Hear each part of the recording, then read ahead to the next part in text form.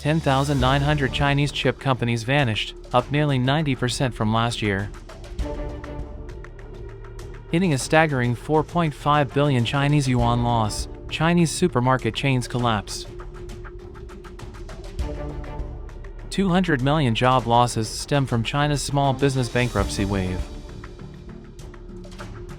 Chinese illusion of national trend free house giveaways, a deceptive reality. 20 million unfinished homes drive tens of millions in China to tears. First time in 17 years, China no longer the US's top importer.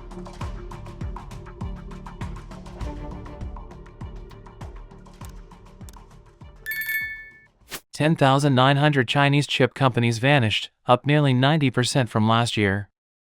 As of December 11, 2023, China has seen a staggering 10,900 chip companies shut down or have their registrations revoked by the industrial and commercial authorities. That's an average of over 31 chip enterprises closing down or having their registrations revoked every single day. In the past 5 years alone, more than 22,000 chip-related businesses have faced closure or revocation. According to data from Oriental Wealth Choice, as of November 1, 151 semiconductor-listed companies have disclosed their third-quarter reports for 2023, with a total operating income of approximately 352.3 billion yuan, almost flat compared to the same period last year. However, their combined net profit attributable to shareholders has plummeted by about 54% to around 19.3 billion yuan. Shockingly, out of these 151 listed semiconductor companies, a staggering 111 have seen their net profits plummet year-on-year, accounting for approximately 74% of the total. For instance, in October, AI chip design company Cambricon released its third-quarter financial report, revealing a staggering 66.15% year-on-year drop in operating income to 31.34 million yuan, with a net loss attributable to shareholders of a whopping 263 million yuan. From January to September 2023, Cambricon's revenue plummeted by 44.84% year-on-year to 146 million yuan, with a net loss of 808 million yuan. Furthermore, data shared by Professor Wei Xiaojun, director of the China Semiconductor Industry Association's Integrated Circuit Design Branch at ICAD 2023, indicates that there are a total of 3,243 chip design enterprises in China, with a shocking 55% of them generating less than 10 million yuan in sales revenue. Among China's semiconductor-listed companies, 30% are in the red, with an overall net profit decline of about 54% and a staggering 74% of them witnessing a decline in net profit. Experts predict that the majority of Chinese chip design companies will face massive losses in 2023 due to severe inventory backlog, saturated industry supply, and the inevitable devaluation of stock due to the flawed economic development policies of the Chinese Communist Party. Hitting a staggering 4.5 billion renminbi loss, Chinese supermarket chains collapsed. In a shocking turn of events, renowned supermarket chains Renrenal, Bubugao, and Yonghui superstores have all reported staggering losses, sending shockwaves through the market. On January 30, 2024, the well-established Shenzhen supermarket chain Renrenal issued a notice stating that 2023 net loss of 470 to 520 million yuan, compared to 507 million yuan in the previous year. Renrenal cited various external and internal factors for declining revenue and underperformance. Originating from Shenzhen, Guangdong, Renrenal once rivaled major foreign giants like Carrefour and Walmart. Despite going public in 2010 with over 10 billion yuan in annual revenue and 100-plus stores nationwide, Renrenal faced financial struggles since its first loss in 2012. This marks Renrenal's third consecutive warning of delisting due to losses, compounded by a rising asset-liability ratio of 108.7% by the end of the third quarter of 2023. Following suit, Hunan's leading retail enterprise, Bubugao, released an announcement estimating a loss of 1.32 to 1.96 billion yuan attributable to shareholders of the listed company in 2023. At the same time, the company still faced the risk of bankruptcy due to the failure of restructuring as declared by the court. Specifically, Bubagale anticipates a net loss between 1.32 billion and 1.96 billion yuan, marking a decrease of 22.94% to 48.11% compared to the previous year. The company attributed these losses to intensified industry competition and a liquidity crisis, resulting in operational challenges. Bubagale responded by adjusting its strategy, optimizing store operations, and closing unprofitable outlets, incurring significant expenses. Additionally, the liquidity crisis impacted Nanjing department stores' performance, prompting concerns about goodwill impairment. The company expects a decline in the overall fair value of investment properties, subject to evaluation and audit by appointed agencies. Yonghui Superstores, another heavyweight in the supermarket industry, was not spared from the financial turmoil. Revealing a net loss of 1.34 billion yuan for 2023, the company experienced a consecutive decline in profitability, with losses totaling 4.495 billion yuan in 2021 and 3 billion yuan in 2022. Faced with relentless competitive pressures and a deteriorating economic landscape, Yonghui Superstores struggled to adapt, resorting to impairment tests on long-term assets as domestic stock prices plummeted. The unfolding crisis has cast a shadow over the future of these once thriving supermarket giants. As uncertainties loom large, investors and industry analysts alike are left questioning the effectiveness of their strategies and the viability of their operations in the tumultuous retail landscape.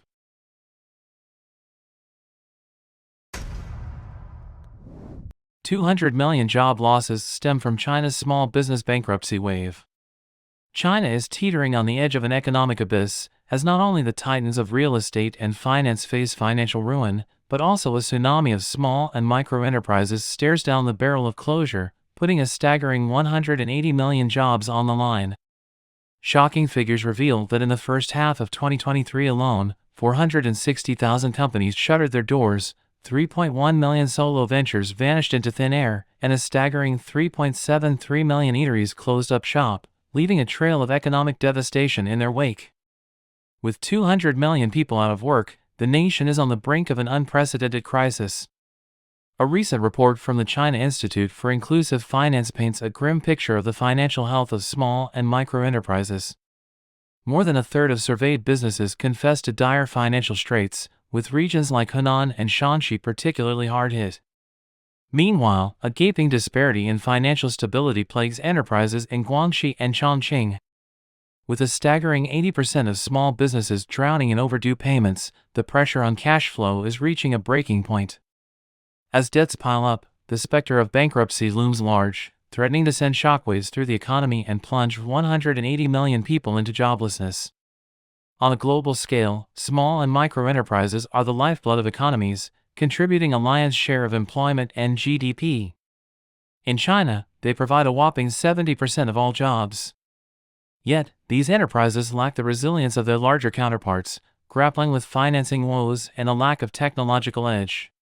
Should over 80% of them continue to face payment delays, the fallout could be catastrophic, with nearly 200 million livelihoods hanging in the balance. It's a grim reality, with a quarter of small businesses already on the brink of collapse. As China's stock and real estate markets spiral downward, investor confidence plummets to new lows. Even in major cities like Guangzhou and Shanghai, where purchase restrictions were lifted, December's sales plummeted by a staggering 17.1% year-on-year. This freefall underscores a widespread loss of faith in China's economic prospects, both at home and abroad. With banks tightening their grip on loans to small businesses, and no relief in sight, the impending wave of closures and bankruptcies seems inevitable.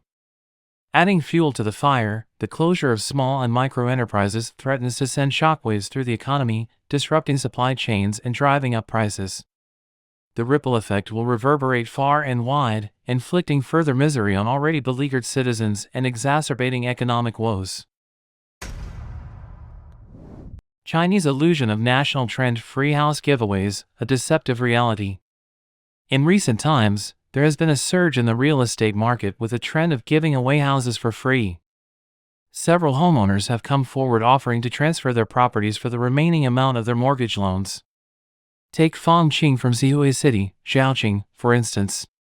Her property, currently valued at 470,000 yuan, is roughly equivalent to her outstanding mortgage balance. While this may appear to offer buyers a chance to acquire the property at a discounted rate, the actual implications of such transactions may not be as advantageous as they seem. Who's willing to pay off my mortgage? I'll give the house away for free to whoever does, and you didn't hear it wrong. In the past few days, there's been a screenshot from an owners group, and the chat messages in it say just that. This, you see, is a real thing, not just spreading negativity unintentionally. I remember back then many new property projects required reservations and were locked in specific units. This owner even said in the group that whoever wants it can have it, with unconditional cooperation for notarization and transfer, and they'll even cover the first month's mortgage payment for you. It's not hard to see that this owner bought the house in Huizhou during the peak of the real estate market. Now, the house should be worth around 600,000 yuan, but with mortgage rates dropping, they're out almost 400,000 yuan. For ordinary folks, that's catastrophic. They're even willing to cover the first month's payment for the new owner. Is this desperation due to a bad market or just a temporary slump? Behind the trend of free house giveaways, there are hidden risks. Firstly, owners may be facing financial difficulties and debt problems, potentially leading to property seizure or foreclosure before transfer. Secondly, if property prices continue to fall, buyers may face even greater economic losses. Furthermore, this type of transaction may involve high loan amounts and interest rates, which may not truly benefit buyers. On the surface, buyers may think they are getting a property at a relatively low price, but this could come with high loan interest, potential legal disputes, and even risks of the property's value decreasing. Especially for investors who were previously speculating in the property market, the current environment is significantly different. The uncertainty of property prices, changes in market supply and demand, and policy adjustments all serve as reminders to approach the real estate market with caution. 20 million unfinished homes drive tens of millions in China to tears.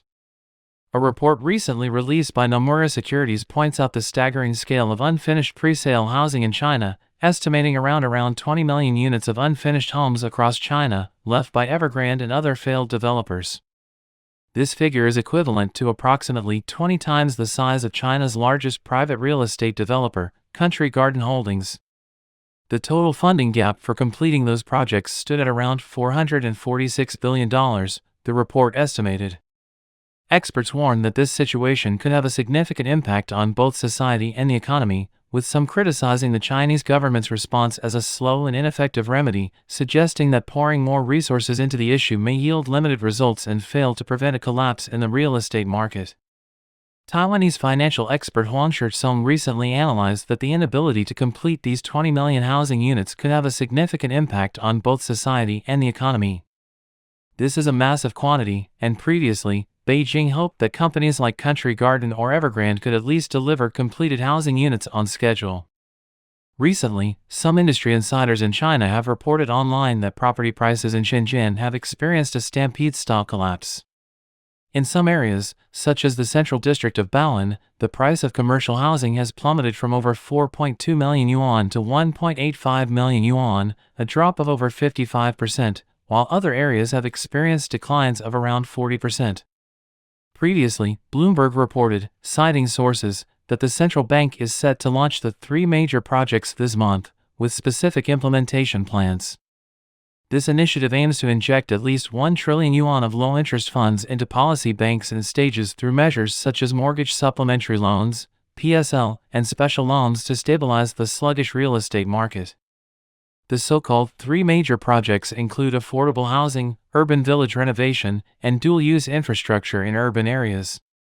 American economist Davy J. Wong, authorized by Davy J. Wong, analyzed the current situation differently. Because there is currently an oversupply of real estate, Wong suggests that if this trillion yuan were allocated solely to building affordable housing, urban village renovations, and public facilities, it may not be as effective. Instead, Wong believes that the funds should be used to acquire some developers or assist them in completing unfinished buildings. Alternatively, providing housing subsidies to residents in the form of monetary assistance for purchasing or renting homes might be more effective than constructing new housing units, given the oversupply in the market. first time in 17 years, China no longer the US's top importer. According to a report by Nikkei Asia on the 10th, China has for the first time in 17 years lost its position as the top importer to the United States.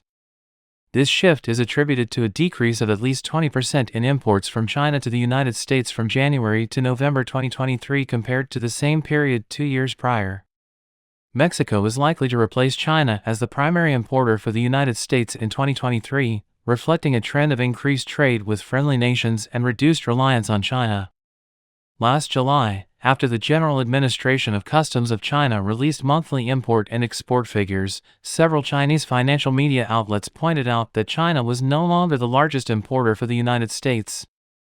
According to Nikkei Asia, based on trade statistics from the U.S. Department of Commerce, China has fallen below the top spot in annual share for the first time since 2006.